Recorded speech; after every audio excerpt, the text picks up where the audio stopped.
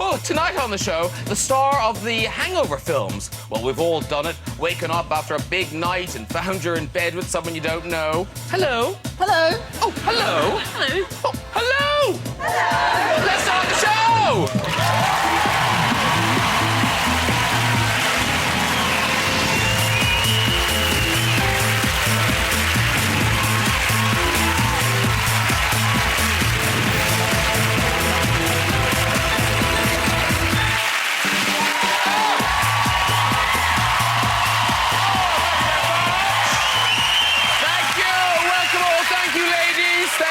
Ladies, welcome all. What a lineup we have for you tonight. Gavin and Stacey star James Cordon is here. I know.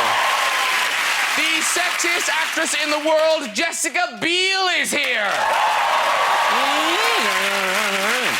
Geordie funny woman Sarah Millican is here. And delighted to say that later on, Hangover star Bradley Cooper is going to be dropping by. Plus, we've got music and chat from the brilliant Lenny Kravitz. I know. That is a very lucky sofa. Very lucky sofa. Very excited about meeting James, the creator of the brilliant Gavin and Stacey. He played Smithy, of course, traditional Essex boy. Not the only famous Essex boy around at the moment. Towie's Mark Wright is in The Jungle, isn't he? Yes. Here's a moment I happened to catch and freeze frame. You do think, though, you know, he's still in The Jungle. Who's voting for him? So glad to have Sarah Millican back on the show. What a phenomenal year she's had. One of Sarah's quirky habits is that she takes photos of all the desserts she eats. She does, no. Here she is with a blueberry muffin. Here she is with 3 booze-soaked fruitcakes. No. And Jessica Biel is here.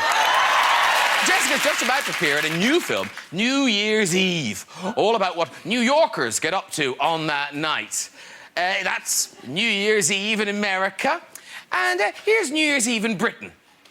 Let's get some guests on!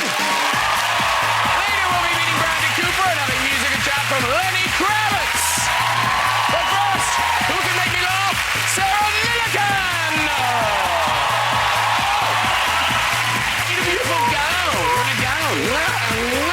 Sit yourself down, Sarah Millican. He's in a league of his own. It's Mr. James Cordon. A whiskers. How are you, sir? Really nice to see you. Sit yourself down. And completing my A-time, it's Jessica Biel.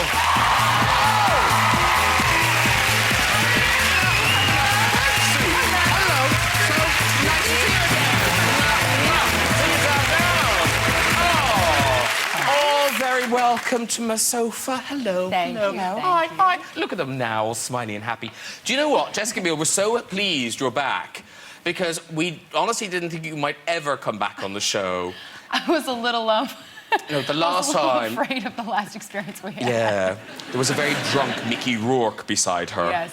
Oh, really? Yeah. It was quite an experience. No, you were brilliant with it, though, because I think, like, another person might have freaked out, but you were very calm I and was just... internally crapping myself. Oh, were you? It was so crazy. But the thing is, I did think afterwards you coped with it very well, but then you're a beautiful woman. You must kind of get hit on by, you know, people all the time. No, that is completely not true at all. This is my notes. Hello. Well, I'm looking forward to meeting Bradley Cooper. I think he's great. All right, yeah. You will. He's fit. Oh, he is. I'll just move over so you guys can sit. In 5 years down the line, you'll just be... You ain't going anywhere.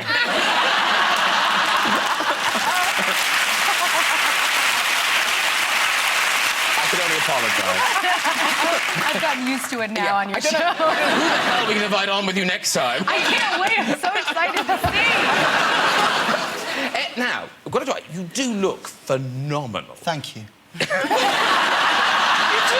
Oh, sorry. You're looking very good. But no, you look gorgeous. And I don't know, is there enormous pressure? Because you do, like, you've just finished Total Recall and, you know, Blade Trinity, things like that. When you do a big action film like that, presumably you have to show up looking all buff and toned. Well, yes, you do, but you spend months and months and months training with, you know, crazy martial arts instructors, and you're on crazy diets, and it's the hardest experience. It really is, because you're eating a lot of boring stuff. Oh. Chicken breasts and vegetables all the time. Yeah. But it's cakes and pastas and breads and sandwiches and croissants, and it's just like in your head all the time. That's all you can think about. Do you ever crack? Do you ever crack? Yes, absolutely. Once a week, at least. But you don't crack just slightly. You crack bad. I was with my girlfriends. We were out in New York City for a night. It was the cheat day. I saw Dunkin' Donuts. It was just one of those weird. I said, pull the car over. Pull over right now. We pulled over. We were all decked out. We ran in. I got 24 donuts. Went to a pizza joint. We got 2 giant, large pizzas. And I sat in that car, and I put as much bread and dough in my mouth as I could possibly manage. It was the best moment. I honestly didn't think I could find you more attractive. Now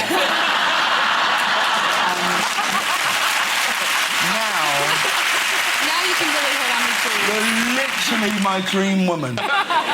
24 donuts 24. and 2 pizzas and this. Let's do it. Shit. Let's do it. Have you ever eaten a croissant out of a bin? Because if we're going to talk about binging, I think I should step forward. This is like some sort of Overeaters Anonymous meeting. Where we're all really proud. Yeah. It was my bin, and it was my croissant. Shut up. But I told my friend, and she said, "Oh, posh now," because it was a croissant. It was out of a bin. Like, have you ever done the walk down the hallway at the hotel at night and taken somebody's old room service off the floor? No, but I'm going to tonight. Yep. It's really tempting, isn't it? Oh, I've done it. After Yeah, untouched. You can't leave a French fry like Yes, that. bowls of French Leave that. fries. Do people leave things? Yeah. Under those big silver fancy things? Yeah. Oh, I'm going to be lifting some tonight. Did you have a weight alert recently? A weight scare recently? Yeah, a scare is a good word. Because there's different ways that, you know, you've put weight on. You know, it's, you know, your clothes don't fit or you're crying a lot. And...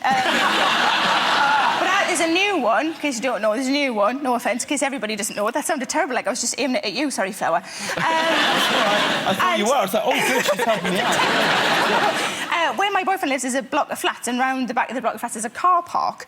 And in order to get into the car park, there's a barrier that lifts up when it senses a car is near.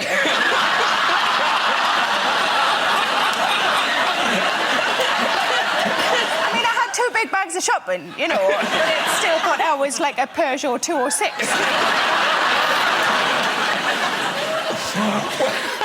Listen, Jessica, no weight worries in your new film, New Year's Eve, because you're playing a pregnant woman. Right. That must have been great. Oh, so good. I had a suit on that went completely from here up to here. I had the biggest boobs that hung to here. It was amazing. I ate whatever I wanted. It was great. Yeah, because you were about to have the baby throughout the film. Yes. Because it's all set on New Year's Eve. Yes. And the cast of this film, more stars than there are in heaven. Who's it? It's you, Ashton Kutcher, Zac Efron, Michelle Pfeiffer, Hilary Swank, Halle Berry, Robert De Niro, Yes. Sarah Jessica Parker. And there's so many stories, but talk us through your particular plot. Okay, my plot is that my husband and I, Seth Meyers, we are trying to win money by having the first baby in the new year. So we're competing with this other couple and trying to get this baby to come out by eating weird stuff and doing weird yoga poses and, you know, just doing crazy, silly things. And it's a really sweet film. It's the sort of film I think they could never make here. It seems to be, it's very American. It really wears its heart on its sleeve. It does. And it's a really kind of like, I don't know, it's like a little love letter to New York as well. It's just great. Here's a clip of you in action in the movie. Gosh, my water broke. All of it? Oh, Well, what do you think? Well, that's too early. Can you turn it off? And how do you suggest I do that? I don't know. Yoga? Why don't you get back upside down? You could do a downward dog or an upward dog. Do one of the dogs. We need to pack. We have packed. Okay, calm. Taxi! Baby, I don't think we're gonna be able to get one up here. You're right. We gotta go downstairs where the cars live. Okay. Pants. I need pants. Okay. These are your pants. Give me the cute pink ones. Don't throw them at me. Okay, so I'll meet you there. You should come with me. We should both go.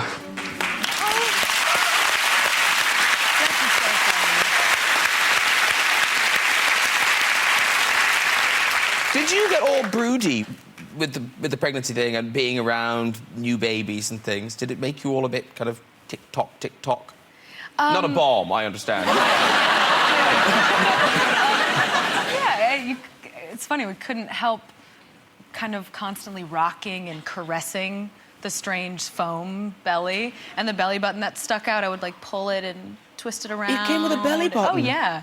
Yeah, the girl who plays the other woman who we're in competition with, we would just sit there and rock and bump our bellies together. And it's funny when when you do a really terrible dance, like where you just like let your hips go forward like this move. Oh, yeah. Well, when you wear a belly and do that, it is the most hilarious thing. So we just do that. We just walk around doing this. Some of us don't have to wear bellies. Yeah. We're all right. It's not funny, that's just how we dance.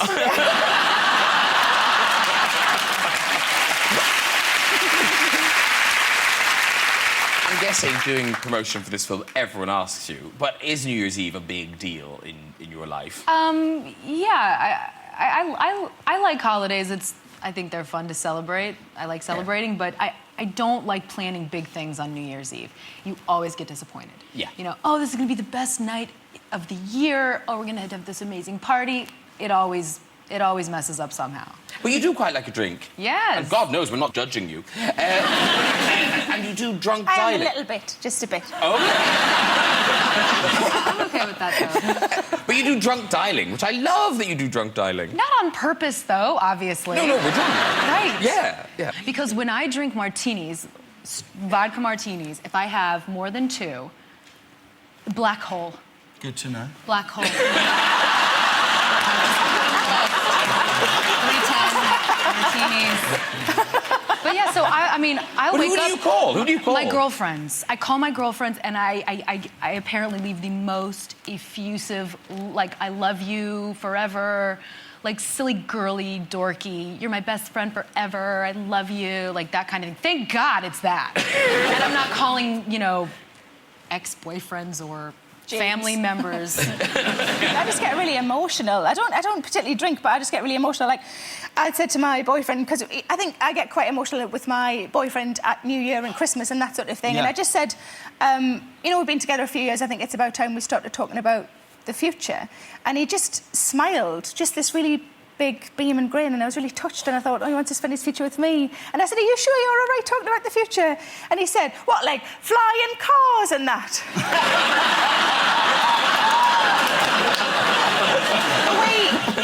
Because, a lot of people get engaged at Christmas, don't they? Because it feels like that sort of time. Yeah. So because we don't want to get engaged, so we bought a box set of The Wire because we thought that felt like a longer commitment. Yeah, I think so. Yeah. Listen, by the way, I didn't say New Year's Eve opens on the 8th of December in a cinema near you. And we mentioned it's stellar cast, all the people. But, James, you've worked with, amazing people, through Comic Relief and Sports TV. Yeah. Like, is it true? The David Beckham thing was genuine. You just... Oh, yeah. You fell under his spell. Yeah, you honestly, if you ever meet him, I promise you don't know whether to shake his hand or just lick his face. He's so he holds himself in a way, and he's so nice and looks you right in the eye, and you just go, oh. But is it true the thing about you would text him? Yes, occasionally we will send texts to each other, or things like that you do with Theo, and yeah, he's lovely. But like because he started this, he started this, and he texted me first. And I was so excited that I you're 13. I rung about 4 of my mates before ever replying, and every one of them went, well, what did you send back? I haven't sent anything. I just wanted to ring you. They were like, well, reply, and then Well, you're like playing hard to get. Like you've got to leave it a few days. Otherwise, you think you're easy. My girlfriend says that she knows if I'm texting because of my face. Do your face? But I don't know. But she said you just look really happy. Which is really tragic. But it is good to know, who texts first. That is kind of a big sign. I'll be when it's start of texting a bromance. Oh, you're going to go first. Okay. Yeah, definitely. I'm just glad we cleared it up. I just want it to be clear. Now, listen. Your autobiography, it's out now. May I have your attention, please? Yeah. You looked at it as if you'd never seen it before. You were like, No, I have. I'm always slightly weird seeing. And it's called May I Have Your Attention, Please? And I think it's fair to say, because you have, as a kid, and I guess all the way through, you were an attention seeker. You liked attention. Well, I didn't really realise quite the extent of how much until I was writing it, and I was writing thinking, God, you're a bit of a dick at points. So I first met you years ago. I can't even remember how long ago it was when you were doing Boys... Was it Boys Unlimited? Boys Unlimited, a Channel 4 series, Channel 4 series about you being in a boy band. Yeah. And I didn't realise till I read this that you were serious. I mean, you were in a boy band. You were in two.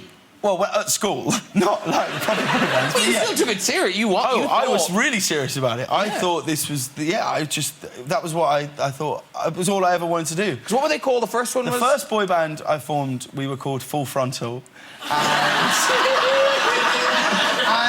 we didn't... I say we were a boy band. It was me and four mates, and we just told people that we were a band. We never really did anything. We didn't have any songs, and we never did any dance or anything. But then my second boy band, we were called Insatiable.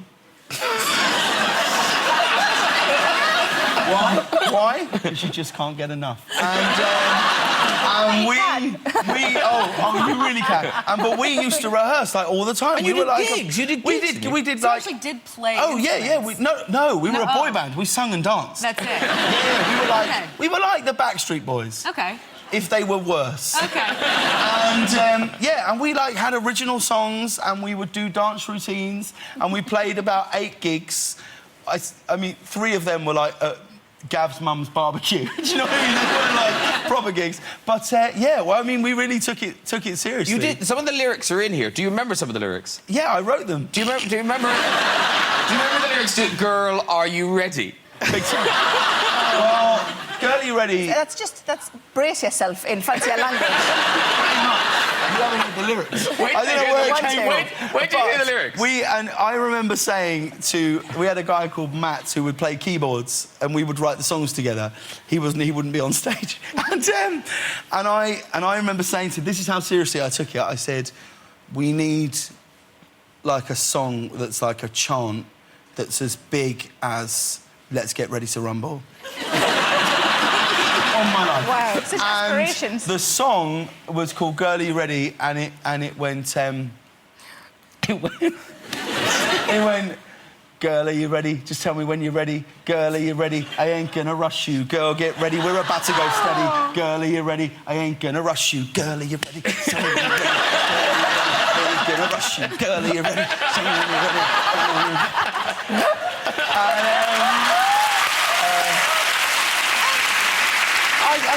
I wish I remembered the chorus, because that was all sort of... That wasn't the chorus. No, I mean the verse. I wish I remembered the verse, because it was all kind of sultry and like, no, baby, and it was all like that. But the moves are clearly still there. Oh, yeah. Well, the moves, it was like a bit more of a stand-up. Dance is my life. Tap, ballet and modern. That's my it was fun for a bit. And then we do, like, a Take That medley and stuff. And listen, very quickly, obviously, now at the moment, James is starring in the West End in One Man, Two Governors. Amazing reviews, congratulations. Cheers, yeah. It's going to Broadway. Yeah, it's kind of amazing what's happened with it, really. We were supposed to finish 6 weeks ago, and then it kind of did so well that we've moved to the West End, and I think that's... It's taken more money than any play in the West End ever. Wow. And then...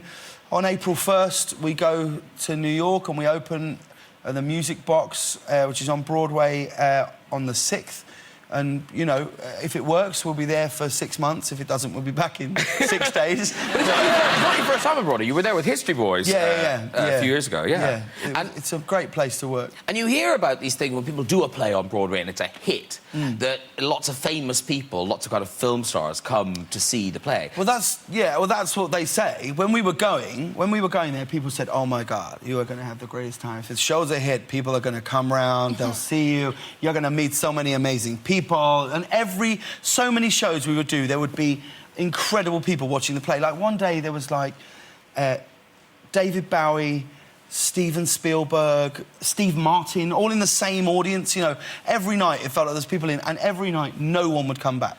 Nobody would come and say hello. I guess because we're a group of British boys and they think, well, why would I go and see them? Now I understand. But at the time, we were like, oh, everyone said they'd come and say hello. And then one day, Harrison Ford and Callista Flockhart were in watching the show, and we finished the show and we come down, and they were there at the bottom of the stairs. And I just went over and I said, "Mr. Ford, can I just say, you're the first person who's come back to say hello, and it really means a lot. Thank you so much. It's a real honour to me." And at that moment, a guy came around and went, "Your car's ready, Mr. Ford." And he just went. And Callista Flockhart went. Walked out. And we were just like. Well, you're about to meet a handsome leading man. He's here. He's had nearly as many hangovers as me. He's the star of Limitless and a great friend of the show. Please welcome the sexiest man alive, Bradley Cooper!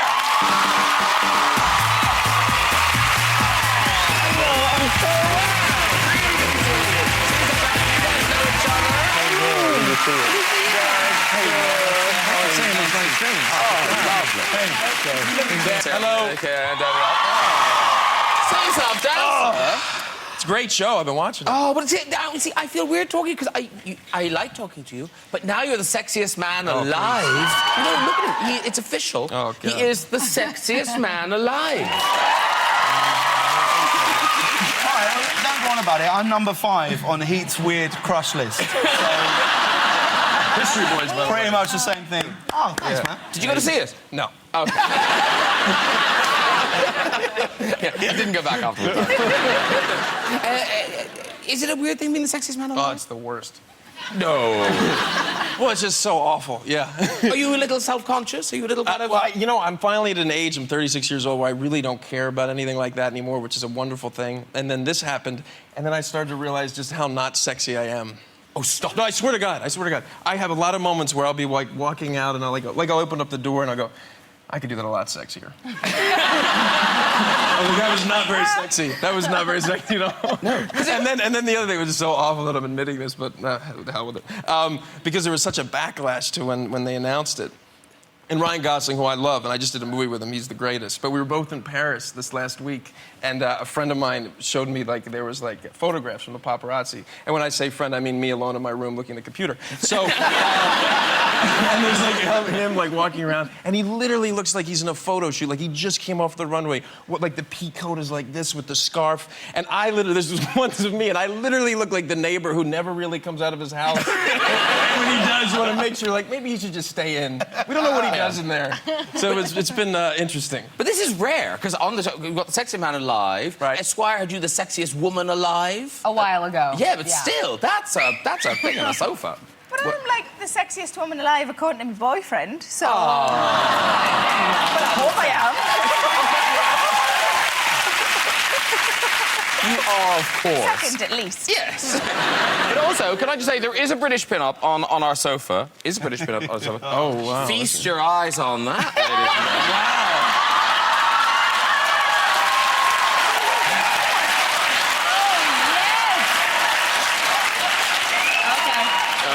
Okay. Yeah? Don't get your hopes up. It's mostly all balls. Don't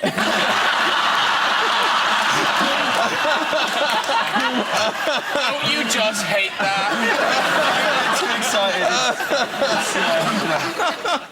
So listen, but people, the Ryan Gosling thing, people have gone a bit Yeah. funny about it. Yeah, it was pretty intense. Yeah. Yeah. Like, are they being mean? Are they being mean? Nothing. To us? No, thank God. Nothing. Oh, nothing has okay. physically happened to me. I don't know what the backlash is. What's happened? Oh, because Ryan Gosling fans are very annoyed that Bradley Cooper is the sexiest man alive because they still believe Ryan Gosling is the sexiest man alive, though clearly he's not. What was Ryan Gosling last year? Oh, so last year. He Even was- then he was lucky. He got lucky last year. Yeah, I think He Ryan was Gosling... alive. He was alive last year as well. Ryan Gosling is wonderful. He's brilliant, but you're fit. Yeah. You are. Yeah. I'll And bet. the only person on the sofa that you haven't hit on. Do something now!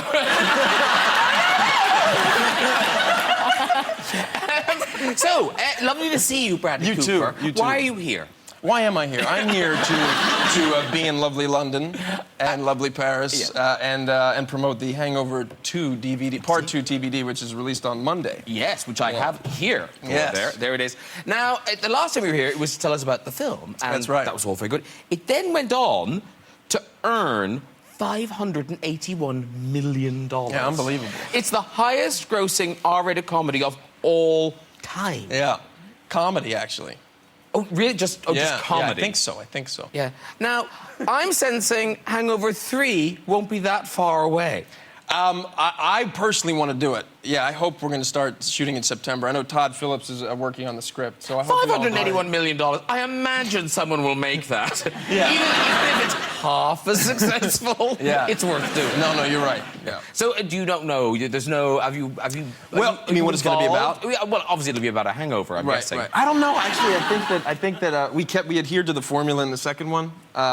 For those who've seen it, and the third one, I think, which would close the whole sort of trilogy, which now it would be a trilogy, even though we thought we would never make a second one, let alone anybody see the first one. I think it'll take place in Los Angeles and maybe not adhere to the structure. It might be different. Oh. Yeah. You tease us. Yes. It's out on December the 5th, and I can't believe there's anyone alive on planet Earth who hasn't seen it. But if you haven't, or you want your appetite whetted for the DVD, here's a clip. Phil, I think it's happened again. Oh, what did you do? I didn't do anything, I swear to God. Your hair is gone. No. Oh. Phil,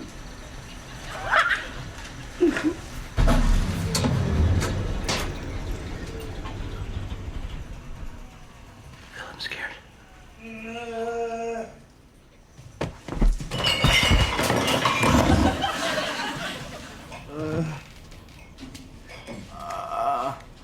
Stu, come on, get up. We got a situation.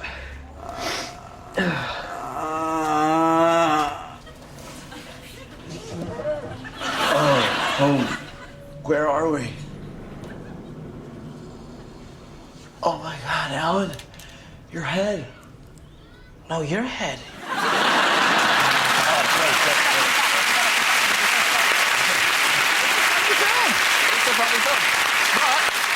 You're not the only one with a DVD in the stores. Sarah Millican, down the end there, she's got a DVD out, Chatterbox.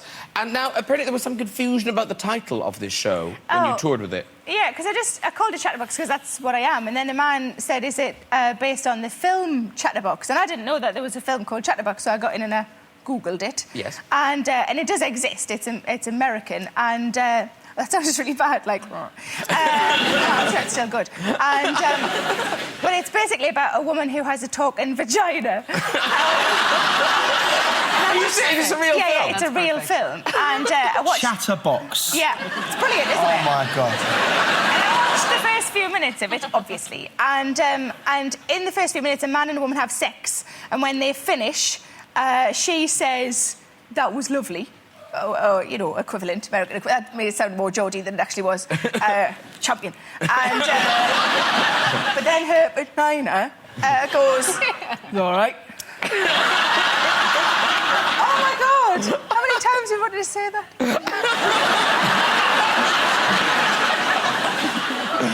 And you're still on tour, aren't you? Yeah, I am. Absolutely. Until May.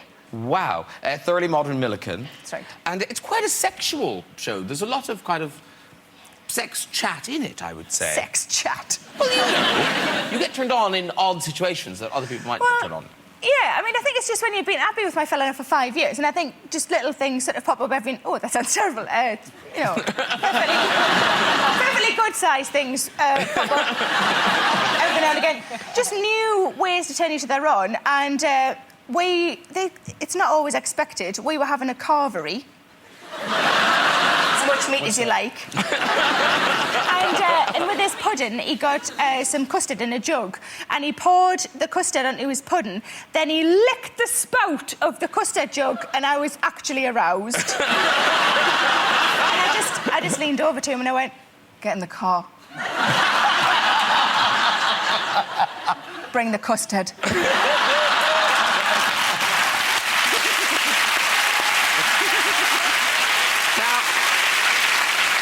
You're in the company of some fine actors, Sarah Millican. Have you done voiceovers? Have you done acting? I'm not very good. I can only really do me. I do me very well. But I thought maybe my boyfriend could help me sort of become, you know, a bit better at acting. So I said, why don't you tell me emotions? And I'll see if I can sort of convey them with me face. So we went through. He said, happy. Very good. And thank you. Sad. And then he said, surprised. It was going really well. And then there was a long pause because he'd run out of emotions. And then there was just a lovely moment when he got a real inspiration and he went, "Oh, look, you've just seen a monkey." That's obviously the well-known fourth emotion. It'd be handy for Hangover 2. You'd have been marvellous in that. That's very true. Yeah. But auditions, actors find them kind of horrible. But you've taken them very seriously. Was it The Illusionist? Oh, yes. That you just went, right, I'm going to get this. Yeah, I think because you just don't have a choice when you're trying to get a part that people haven't seen you do before. I mean, it's so very competitive. And yeah, I just dressed up in complete costume, literally from like 1900. Skirt and big collared, long-sleeved, crazy, weird hair, strange. And you drove to the audition kind of in full costume, went to reception, and did anyone kind of go, oh, Jesus? I think so. I knew it was going to go one way or the other. Because there's something very American, because I think in Britain people would just freak out if you showed up in costume, would they? Oh, so it has to be that costume, it can't just be A like costume. a tomato. Yeah, like a giant bear. Oh, I'm making an effort. Yeah. I'm really trying. Auditioning is so weird. Anyway, it's the weirdest thing in the world. Like, I remember going for an audition once, like for a commercial, a Dutch commercial, for a yogurt, and the guy says to me, he says, "Okay, Jim, so we want you to do." And he spoke like this. He said, "What I want you to do for the audition? I want you to we'll turn the camera on. I want you to pretend you are completely naked, and you are sitting down on a block of ice, but it must not be comical in any way." And the crazy thing is, you do it. You do it. What you should do is go, "Well, this is ridiculous. I don't need to be in your yogurt advert. I'm all right." But before you know it, you're going, "Okay, so, all right." Yeah, and then you're going... "No, that's too funny." Rarely feeling the cold. "Oh, this is good, James." Yeah, there are all manner of things. Because, Bradley, before you made it big, I mean, you must have gone for Yeah, I went thousands of commercials. Yeah, commercials or auditions were the worst, especially because you're in this, like, there's like hundreds before waiting, and you sit there and you're sort of making fun of everybody that's gone in and be like, "Oh, that guy would." Then you go in there and you do exactly what you said. You'll do anything they ask. Yeah. Especially when it's food. Like, I remember going to all these Burger King commercials or, like, Wendy's, and they have all the boxes of hamburgers. Like, okay, so eat it, and you have to eat it like that you love it. And, you know, you'd see that there's a bite out of it because they're cutting costs. So you just sort of, like, use the other thing. And then you're just like, that good? That was already very good. Thank you. I did book a Wendy's commercial. Did you? But it never aired. But what happens to those audition tapes? They must be somewhere. I have them all cataloged. This is why I'm never going to be an actor, because I tried to do a voiceover sort of show reel, you know, to see if I had any skills in that area. And the fella said, "Can you do sexy?" And I said, no. And then he said, have a try. And I had a try. And he said, oh, you sound like you're dying. And then he said, can you do bored? So I tried bored. And he said, it's quite sexy. I'm only sexy when I'm bored. So I just hope, you know, I get good and hard in the post office queue.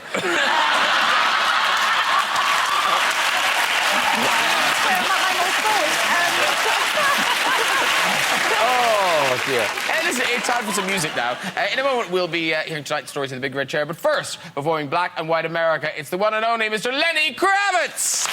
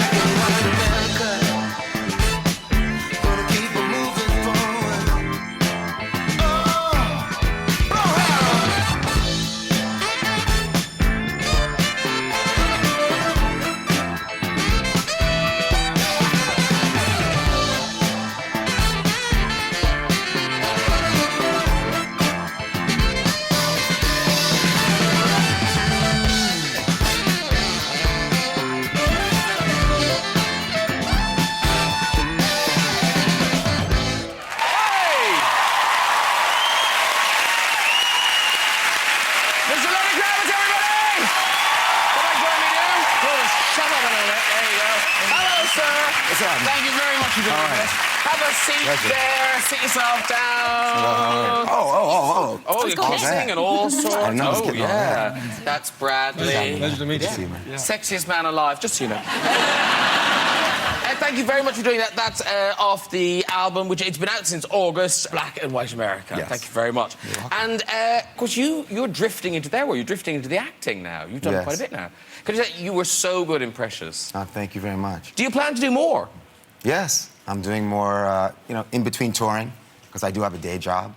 Yeah, there's I have that. to sort of keep up. But I just did a movie called Hunger Games. It's coming out in March 23rd. Wow. And I'm going to be doing another one with Lee Daniels, who directed Precious. Oh, fantastic. Yeah. Oh, God, congratulations on everything. Thank you. It's Thank very you. good. Listen, we're nearly out of time, so thanks to Lenny and all of you. But before we go tonight, we do have time for a story or two in the red chair. So let's see who's up first. Hello. Hi, what's your name, sir? Jordan. Jordan. Where are you from, Jordan? London. London. And do you have a job, Jordan? I work in sports marketing, Graham. Sports marketing? The gear or the sports? A bit of both. Okay, yeah, nice. See, you know, yeah, bit of everything. Sports, he markets it. Yeah. Don't push him. Off you go with your story. All right, Bradley James, you're going to love this. It's about my worst day ever, so a bit of sympathy wouldn't go amiss. Would Lenny not like the story? Oh, Lenny, sorry, Lenny. Yeah, Lenny might like the story too. And Jessica and Sarah, they might like the I took a girl out for a date on a boat. Might I like the story? People in the audience like the story? We're hoping for a crowd pleaser. It's getting there. Okay. I took a girl out for dinner on a boat. It was a lovely boat. Had a lovely evening. She chose the most expensive things on the menu. It was going really well. A couple of bottles of wine on school night. Can't go wrong. I'm thinking, right, I'm in. We pay, we leave. I go in for the killer kiss. Bear in mind, we're on a boat. It's right by the river. She'd cycled to the restaurant because it was in Amsterdam. Got to the river part. Went in for one peck on the cheek. I'm thinking, right, this is it. Go for the second part. Then she's adjusting her scarf. Elbows me in the face. I'm in the river. She then biked off and left me there.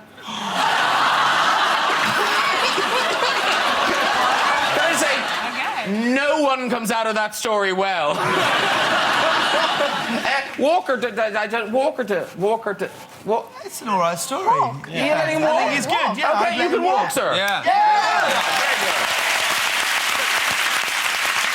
But you know what I mean? Like, a girl wouldn't do that lightly, would she? It's probably a proper bell end. That's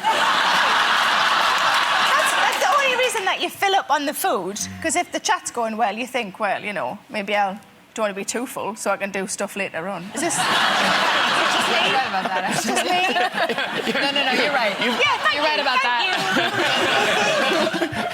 Lenny will look out for that in the future when he's on dates. Good. She's eating a lot. I'm out of here. She's having pasta? No. Right, do we have one more. Hello. Hi, Graham. Hi, what's your name? Bradley. My name's Paula. Paula, right. And where are you from, Paula? Whitechapel. And what do you do in Whitechapel, Paula? I live there, but I'm a teacher. Tough interview, I tell you. All right, Paula, and what, do you teach subjects, or...? Primary school teacher. Oh, I see, so you teach everything. Yeah, St Saviour's Primary School, Poplar. Oh, lovely, I'll look out for it. All right, Paula, off you go with your story. Well, I decided to take up cycling, and I cycled the 8 miles from Tottenham, where I lived at that time, to Aldgate East, where I taught at that time. And that evening, my then boyfriend, phoned me up to find out how it had gone. Your life has changed so much, it Paula. has changed. We can hardly keep up with it. But anyway. Neither can I. He phoned me up to find out how the ride had gone, and I said, well, it's okay, I said, but I did find Stamford Hill a bit of a challenge. So he said to me, well, what gear were you in? I said, well, I had my tracksuit, trainers, and my cycle. Well done. All right. If you'd like to join us on the show and go in the red chair, you can contact us via our website at this very address. Thank you to all my lovely guests tonight. Mr. Lenny Kravitz, Sarah Millican, James Cordon, Jessica Biel, and Mr. Bradley Cooper, the sexiest man alive. Join me next week for the comic Jimmy Carr, the gorgeous Salma Hayek, and Spanish heartthrob Antonio Banderas, plus music from Coldplay. Sounds good to me. I'll see you then. Good night, everyone. Bye.